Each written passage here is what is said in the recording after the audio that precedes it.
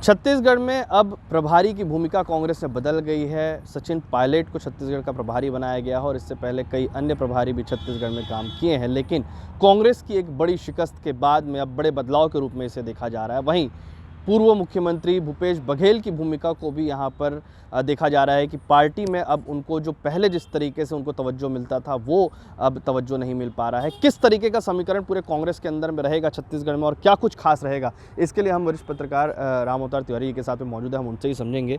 सबसे पहले तो मैं आपसे ये समझना चाहूँगा कि कांग्रेस में ये बदलाव हार के बाद देखने को मिल रहा है और जो भूपेश बघेल अभी किसी भी जिम्मेदारी पर नहीं है, तो क्या ये हार की वजह से नहीं है या फिर कांग्रेस एक दूसरी स्ट्रेटजी पर काम कर रही है?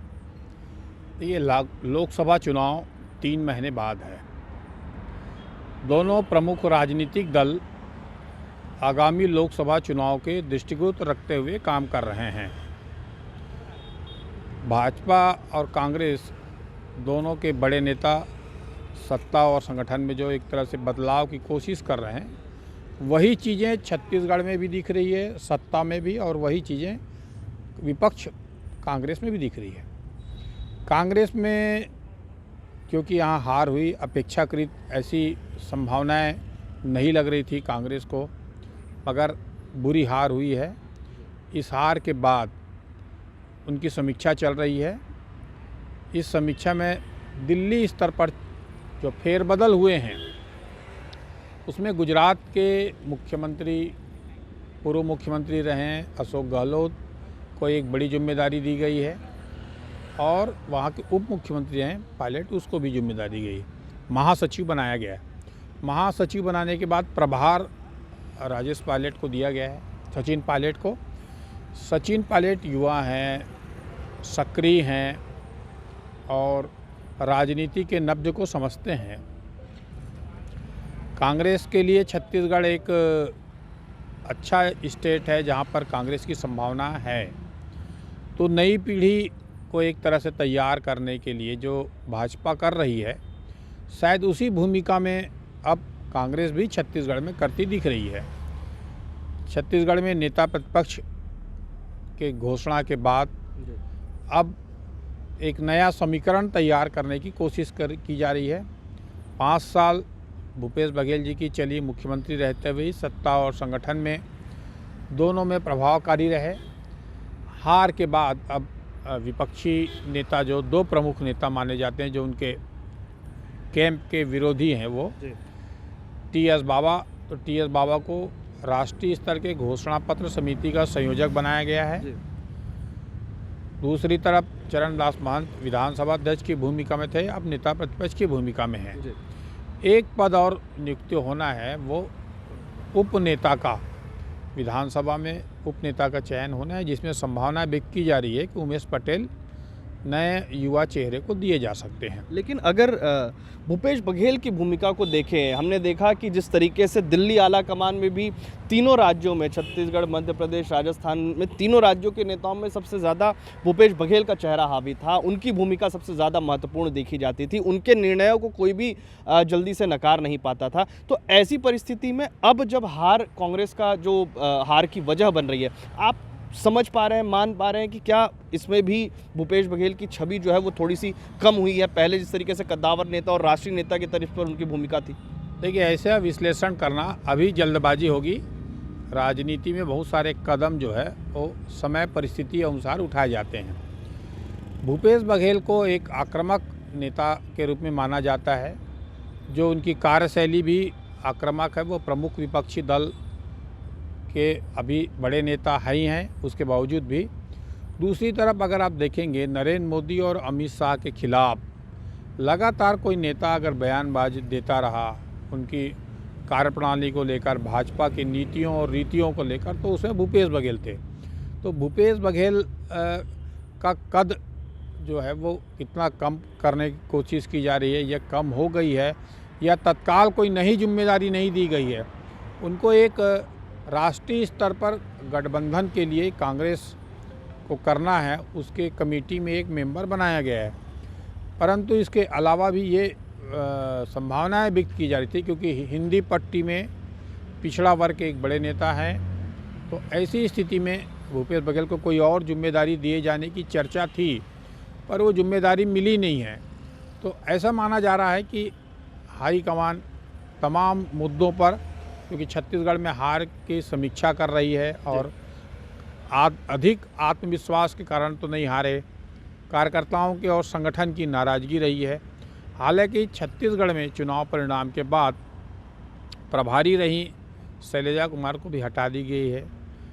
तो इसके अलग अलग कारण समीक्षाएं हो रही है कि क्या कारण है कि शैलजा को हटाई गई, उसके पीछे की रणनीति क्या है, भूपेश बघेल को क्या जल्दबाजी में कोई पद देने के लिए अभी फिलहाल बचा जा रहा है, या अभी भविष्य की राजनीति आगामी 3 महीने में और करवट लेगी, क्योंकि कई ऐसे बड़े फैसले कांग्रेस के भीतर होना है। यानी कि आप ये कह रहे हैं कि लोकसभा चुनाव के पहले कई और तैयारियां हैं कांग्रेस की, जिसमें हो सकता है कि भूपेश बघेल जैसे कद्दावर नेताओं को फिर से कोई मौका मिले, अहम जिम्मेदारियां मिले, और संगठन स्तर पर भी अब बड़े बदलाव की उम्मीद मान ली जाए, क्योंकि चरणदास महंत को भी जिम्मेदारी मिली है, सचिन पायलट को भी जिम्मेदारी मिली।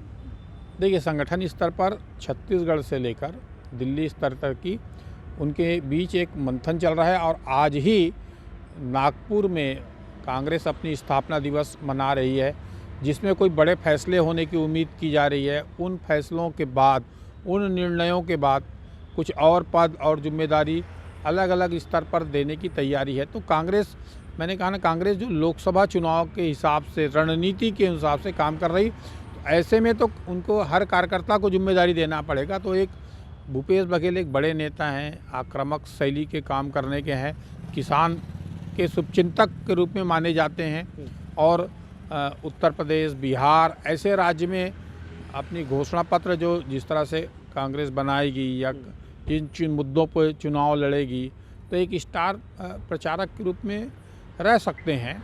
नहीं, लेकिन अभी वर्तमान परिदृश्य में भी देखा गया कि अन्य कमेटियों में भी उनको नहीं रखा गया, घोषणा पत्र हो या अन्य चाहे वो स्टार प्रचारक की भूमिका में हो। तो ऐसे में क्या कांग्रेस अभी इस बात से बच रही है कि त्वरित जो कांग्रेस की हार हुई है छत्तीसगढ़ में और अन्य प्रदेशों में, उसमें भूपेश बघेल एक बड़ा चेहरा थे, और उनको अब यहाँ पर कहीं ना कहीं उनके नाम को उपयोग करने से बच रही है? कांग्रेस के भीतर जो है हार की कहीं ना कहीं समीक्षा हो रही है। इस समीक्षा में ये भी माना जा रहा हो, जैसे छत्तीसगढ़ के मैदानी इलाके में जो किसान का इलाका है, जहाँ पर पिछड़ा वर्ग काफ़ी हैं, जहाँ पे जाति जनगणना की बात हुई है, क्या वो चीज़ भूपेश बघेल जैसे नेता के रहते हुए भी नहीं चला क्या? तो इन तमाम चीज़ों पर विचार विमर्श करते हुए पार्टी तमाम मुद्दों पर निर्णय लेगी। अभी राष्ट्रीय स्तर पर भी जो जनगणना की बात जो कांग्रेस कर रही है, वो जनगणना की बात कांग्रेस ने छत्तीसगढ़ में भी की है। तो ऐसे में जो पिछड़े वर्ग के जो बड़े नेता है, राष्ट्रीय फलक में अगर देखेंगे तो भाजपा ने भी, क्योंकि प्रधानमंत्री पिछड़ा वर्ग के हैं, मुख्यमंत्री की जो घोषणा की गई है मध्य प्रदेश में, उसमें पिछड़ा वर्ग और सभी राज्यों में इस तरह के जाति समीकरण को ध्यान में रखते हुए भी पार्टियां काम कर रही हैं। तो उस लहजे से भूपेश बघेल की जो भूमिका है वो आगामी दिनों बढ़ सकती है। हो सकता है अभी उनको नाराज़गी होगी हार की, या एक अलग गुट होगा कांग्रेस को जिनको ये मान रहा होगा कि भूपेश के अति आत्मविश्वास के कारण हार का एक बड़ा सामना करना पड़ा हो, तो कांग्रेस हाईकमान की नाराज़गी भी हो सकती है इसको। तो अलग अलग कारण जो राजनीति में भीतर चलते रहते हैं, उसको समझ पाना कठिन रहता है। परंतु चुनाव लड़ने के लिए इस समय कांग्रेस को जुझारू नेताओं की ज़रूरत है, जिसके अंदर कांग्रेस का अपना विचार हो, उसके अंदर एक ठोस प्लानिंग हो, जो इसके अंदर वोट खींचने की क्षमता हो। तो वैसे नेताओं में कुछ ही नेता तो देश में माने जाते हैं, वो कांग्रेस में, उसमें भूपेश बघेल भी है। अब भूपेश बघेल का कितना उपयोग करती है कांग्रेस पार्टी, और क्या दायित्व तो देती है, क्या दायित्व तो नहीं देती है कि छत्तीसगढ़ तक सीमित रखती है। छत्तीसगढ़ की 11 सीटें हैं, उसमें पिछले बार 2 सीट आई थी, इस बार सीट बढ़ाने के लिए कवायद कर, तो राज्य स्तर पर भी उनको एक बड़ी जिम्मेदारी और काम दे के उसके रिजल्ट की अपेक्षाएँ कांग्रेस हाईकमान कर रही होगी, इसलिए भी कोई अभी बड़ी जिम्मेदारी नहीं दी गई। बिल्कुल, एक अंतिम सवाल यहाँ पर ये भी देखने को मिला कि कांग्रेस में कई नेता थे जो मुखर होकर अब बोलते हुए नजर आ रहे थे, एक दूसरे पर आरोप लगाते हुए नजर आ रहे थे, पार्टी के आला नेताओं पर भी आरोप लगाते हुए नजर आ रहे थे। ये जो बदलाव की भूमिका है उसमें भी इन नेताओं के बयानों को और अंदर की गुटबाजी के साथ में अंदर जो भीतर खाने जो नाराजगी चल रही थी उसको एक बड़ी वजह मानी जा रही है। क्या अब माना जाए कि इन बदलावों से कांग्रेस, छत्तीसगढ़ कांग्रेस में सब कुछ ठीक होता हुआ नजर आएगा? कांग्रेस में आंतरिक लोकतंत्र जो है वह है। नेता चुनाव परिणाम के बाद एक दूसरे पर आरोप प्रत्यारोप की राजनीति और जो कुछ बातें हैं, सब चीज़ तो ठीक नहीं चल रहा था, इसलिए सरकार नहीं आई कांग्रेस में। उन जो ठीक नहीं चल रही थी उन बातों को कई नेताओं ने कहा है, अंदर से दोनों पक्ष ने कहा है, चाहे वो भूपेश समर्थक हों या भूपेश के विरोधी हों। दोनों ने जो कांग्रेस के भीतर जिस तरह की गतिविधियाँ थी, शायद वो असंतोष को या आक्रोश के गुब्बार को उन्होंने बाहर निकाला है। अब उसके बाद अलग अलग तरीके से चिंतन हो रहा है कि उसमें कितना कर पाते हैं, क्योंकि कांग्रेस अभी इसके अलावा भी ये आपस की लड़ाई झगड़े मुद्दे हार हो सकते हैं, परंतु एक सशक्त विपक्ष की भूमिका कांग्रेस को छत्तीसगढ़ में निभानी होगी। वो क्योंकि बुरे दिग्गज नेता कांग्रेस के हार चुके हैं, ऐसे में जो नए लोग जीत के आए हैं, तो क्या सड़क की लड़ाई लड़ने के लिए एक टीम चाहिए, सड़क की लड़ाई लड़ने के लिए एक नेता चाहिए और उसकी सोच चाहिए। तो ऐसे भूमिका में अगर कांग्रेस छत्तीसगढ़ में दिखती है तो आगामी उसका सत्ता में वापसी के संकेत हो सकते हैं, या जनता को ने जो विपक्ष में बैठाया है उसके प्रति एक छाया मंत्रिमंडल होता है जो राज्य के सरकार है उसकी गतिविधियों पर नज़र रखे और जनता की जो आवाज़ है वो निकाल सके। तो ऐसी भूमिका में अभी दिखना है कांग्रेस को, तो वो भूमिका में अगर बेहतरीन तरीके से दिख पाएगी उसकी रणनीति में ज़्यादा ध्यान देना चाहिए, बचाए आरोप प्रत्यारोप की राजनीति में। ठीक है, आरोप प्रत्यारोप तो रहेगा, लेकिन क्या सचिन पायलट के साथ में भूपेश बघेल, टीएस सिंहदेव या अन्य नेता जो हैं उनके साथ में बेहतरी से काम कर पाएंगे? इससे पहले हमने देखा कि जो प्रभारी रहे उनके साथ में कहीं ना कहीं तालमेल की कमी रहती थी। क्या भूपेश बघेल के साथ में सचिन पायलट के संबंध अच्छे हैं? देखिए, भूपेश बघेल जी या टीएस बाबा या चरणदास महंत हैं, छत्तीसगढ़ के दिग्गज नेता हैं और केंद्रीय नेतृत्व ने, केंद्रीय टीम ने सचिन पायलट जैसा युवा तुर्क जो राजनीति की समझ रखने वाला है उसको भेजकर ये संदेश देने की कोशिश कर रहा है कि यहाँ राजनीति में एक जुझारूपन पैदा किया जा सकता है, मुद्दों की लड़ाई लड़ा जा सकता है। कांग्रेस की संगठन जो कमज़ोर है, क्योंकि संगठन के प्रभारी के तौर पर आ रहे हैं, तो छत्तीसगढ़ में कांग्रेस संगठन को और मजबूत कैसे किया जा सकता है, यहाँ पर विचारधारा को कैसे कर सकते हैं, यहाँ पर जो भाजपा मजबूत हो रही है तेज़ी से अपनी विचारधारा के नाम पर, अपने कार्यों के नाम पर, मोदी की गारंटी नाम पर, उसका मुकाबला कैसे कर सकते हैं। इन तमाम चीज़ों को एक युवा तुर्क हैं, राजनीति मैदान की राजनीति कर रहे हैं, तो बेहतरी से समझकर वो आगामी की प्लानिंग कर सकते हैं। ऐसी करीबी किसके हैं ये जो पायलट हैं? क्योंकि देखा जाता था इससे पहले सिंधिया भी थे, इससे पहले टीएस सिंहदेव भी थे, ये तमाम एक तरीके से वो आगे बढ़ रहे थे। तो अभी क्या माना जाए, ये करीबी जो भूपेश बघेल और सचिन पायलट के बीच में है, ये बेहतर काम कर पाएगी? देखिए, करीबी हो सकते हैं क्योंकि मुख्यमंत्री के तौर पर और दोनों राजनीति में करते रहे हैं। संबंधों के अलावा जो प्रभारी महासचिव होते हैं वो कांग्रेस हाईकमान के दिशा निर्देश में ही काम करते हैं। अभी तक हमने जो इतिहास देखा है, तो जो प्रभारी भी जो भी बने हों, चाहे दिल्ली चाहे भाजपा के प्रभारी हों, केंद्रीय नेतृत्व के प्लानिंग रणनीतियों पे काम करते हैं। उसी तरह से रणनीति के साथ जो सचिन पायलट आएंगे वो रणनीति के तहत काम करेंगे, किस तरह कांग्रेस को मजबूत किया जा सकता है, किस वर्ग को क्या वंचित है, क्या गलतियां हैं, उसकी क्या कमजोरी है जो इस चुनाव में रह गई थी, उसको कैसे ठीक किया जा सकता है।